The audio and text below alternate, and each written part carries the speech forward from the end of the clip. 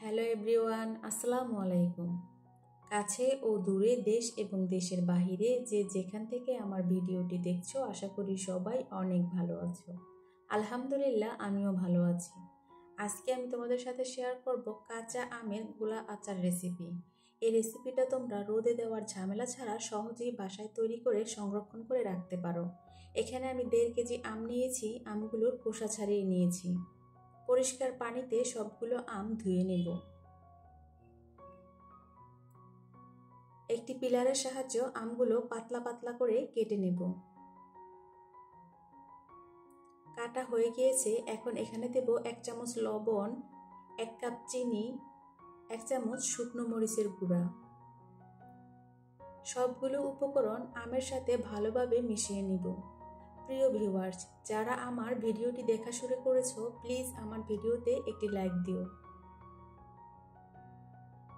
মিশানো হয়ে গিয়েছে।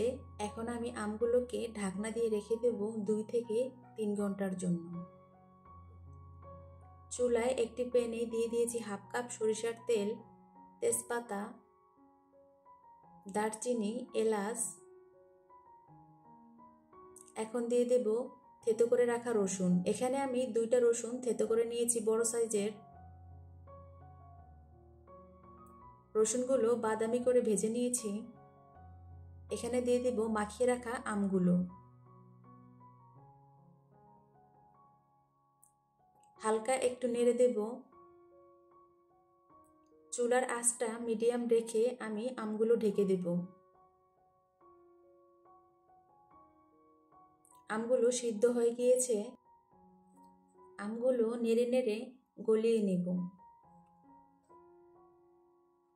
দেখো আমি কিভাবে আমগুলো গলিয়ে নিচ্ছি। এখানে এখন দিয়ে দেব ভাজা জিরার গুঁড়া 1 চামচ, ভাজা শুকনো মরিচের গুঁড়া 1 চামচ, ভাজা পাঁচফোড়নের গুঁড়া 1 চামচ। আমগুলোর সাথে মশলাগুলো ভালোভাবে মিশিয়ে নেব।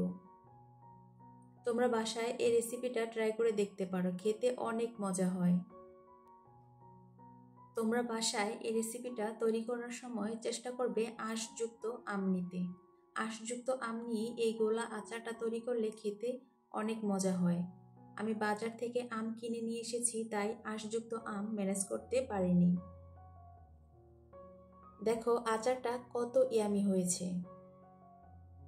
যারা আমার ভিডিও দেখতে দেখতে এই পর্যন্ত চলে এসেছো, প্লিজ আমার ভিডিওতে একটি কমেন্ট করো। তোমাদের একটি কমেন্ট আমাকে আরও ভিডিও দিতে উৎসাহী করে। আজ এই পর্যন্তই। সবাই ভালো থাকো। আসসালামু আলাইকুম। আল্লাহ হাফেজ।